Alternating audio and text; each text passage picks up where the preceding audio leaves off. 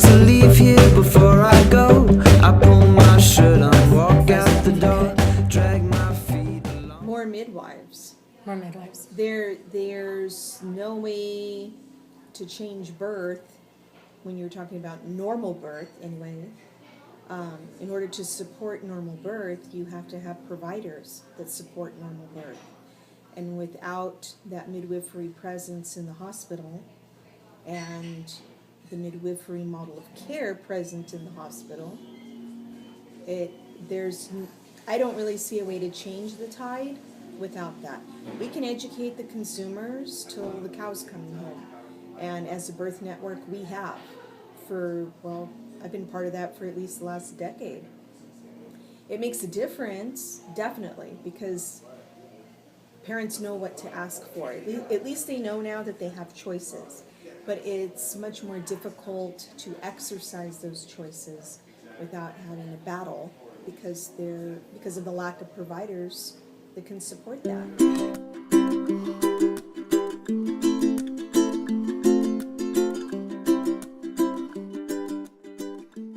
So to me, that's really what needs to happen. If we're able to get more midwives in the hospital, home, we're fine.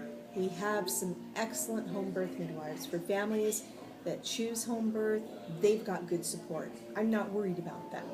I'm worried about the women that are in the hospital because they're the ones that are getting the major short end of the stick. And sometimes they don't even know it, so ignorance is bliss. Right.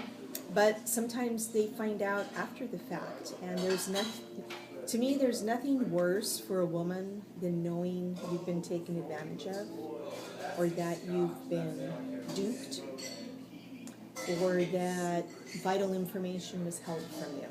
Heck yeah. I know about that. And it's called informed consent. Informed consent is an oxymoron. Yeah. It really is when it comes to birth. I've been a nurse for 20 years.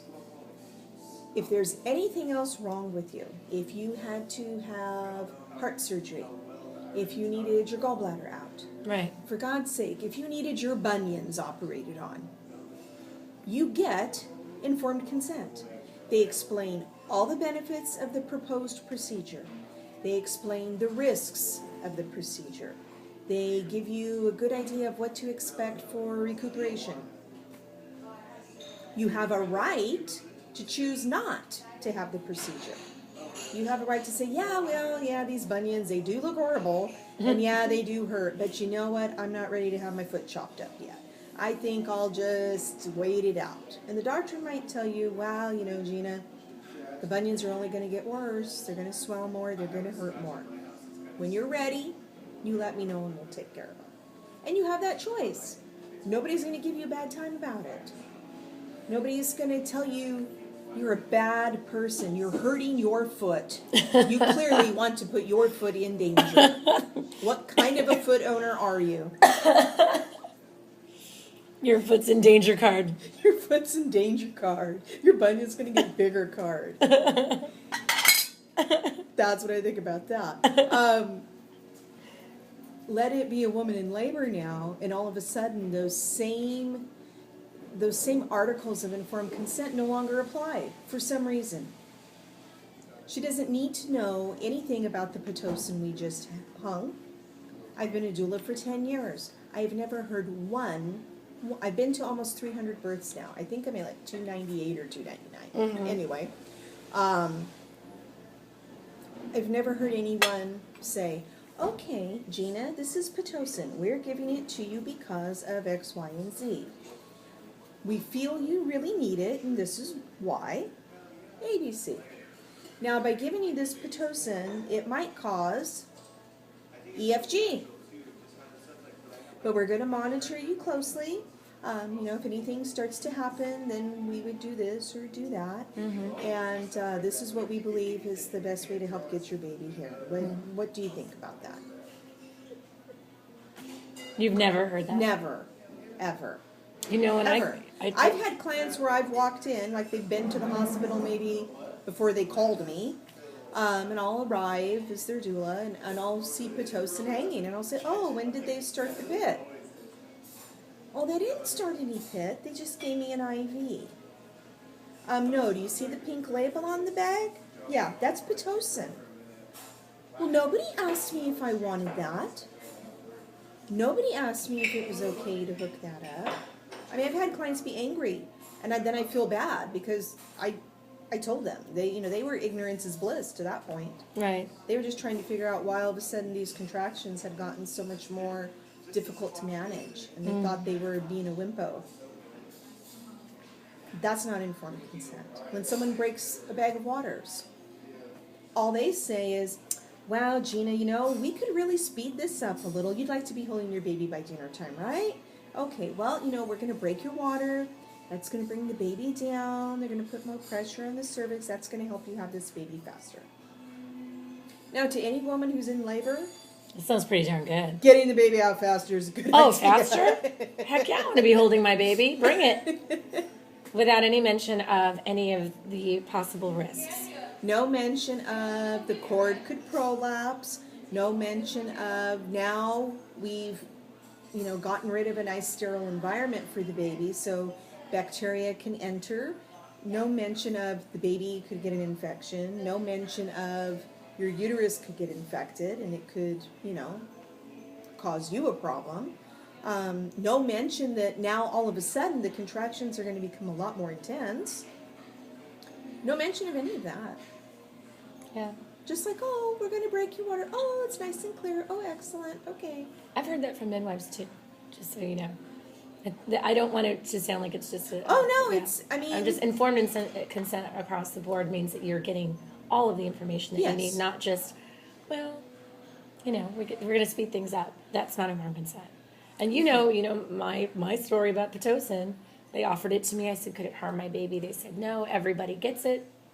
I thought it sounded like potassium, so I was all about it because it's probably good for me. Why would they give me something that wasn't good for me and my baby? That's not informed consent either. I was having a discussion with some of the obstetricians that I work with, and who, clinics shall remain nameless. But we were having a discussion about their induction rates. And he looked at me and said, Pitocin before the baby's out, Pitocin after the baby's out, what difference does it make? They're all getting Pitocin. And I started laughing and I'm like, really? I go, no, not all births need Pitocin. Yes, they do. Yes, they do. They're all getting it, either before, during, or after. Oh my God. And I go, wow. He goes, yeah, babies don't even come out anymore without that. And I started laughing. I go, then I must be and I told him to his face, wow, I must be watching aliens give birth then, because the women I attend rarely have Pitocin. Wow. And he told me that was preposterous. Wow. And two of the other obstetricians at this point now are laughing, and they're like, well, he doesn't really mean it like that. And he goes, yes, I do. Oh my goodness. So then I tried to bail him out, and needless to say, he has like an 80% induction rate, and that's what we were having a discussion So what about. percentage of people do you think are getting informed consent when we're talking about birth? If they're in the hospital and they're not having a C-section, wow. I'm going to be generous. I'm going to say 1% are getting informed Holy consent. crap. I'm being generous here. Lisa, you're going to drive me to drink. It's just some depressing yeah, stuff. it's depressing here too. Oh my God. All right. If they're getting a cesarean,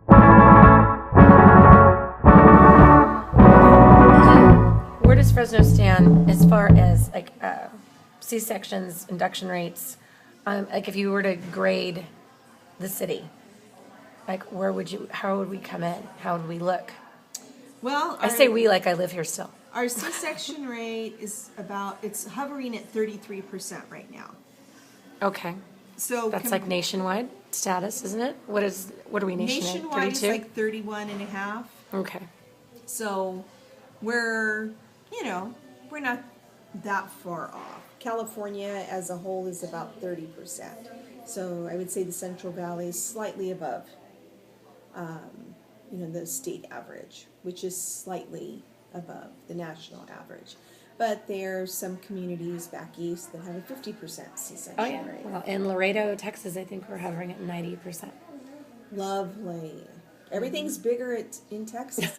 Good Well, to know. what about like inductions and epidurals? I mean, I guess there has to be. Epidural is probably, just from talking with women And what you see. and what I see, about 80%. So most women will have an epidural. Does that mirror the Pitocin induction rates? Mm-hmm. They would, though, wouldn't they? Yeah.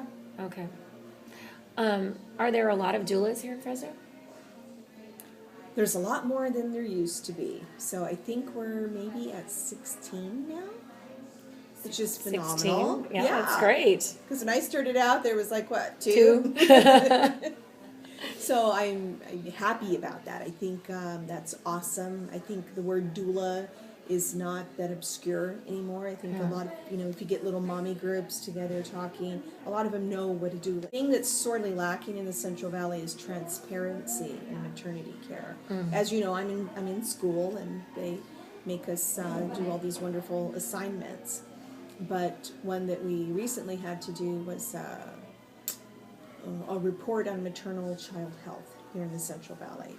And I actually have a schoolmate here in Fresno. It's so funny. We had to go all the way to Kentucky to meet each other. And neither one of us, there's information that we had to have for this assignment that neither one of us could get. What? And guess what one of them was? I have no idea. The maternal mortality rate. Shut up. No way. Non-existent. What? No one. We had to go interview people at Maternal Child Health. No one could give us a number. It could not be found. We dredged through county docs. I even know someone who is actually, a coroner, and said, "Hey, can you point me in the right direction?" Yeah. No. Unreal. I think the last number we could come up with, California, even for California, I think the most recent data we could find was for 2006.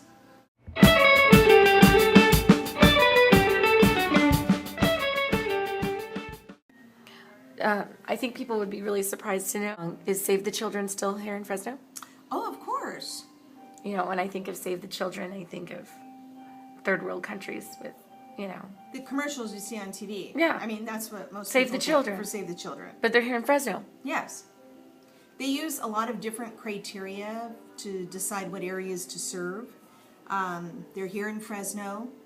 They're in Washington State, where the Indian reservations are. They're also in Appalachian America, and here in Fresno. Wow. So I think there may be 2 other spots in the United States that there are a branch of Save the Children at. So they look at poverty level, percent of population under 18 living in poverty, access to health care, infant mortality rates, usually maternal, but I don't know how they're looking at that in Fresno. Because you clearly, can't find that that's not- information. That's not transparent.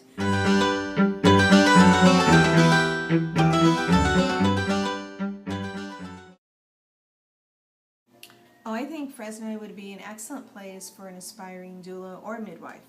The lack of midwifery here means that doulas are very, very, very needed.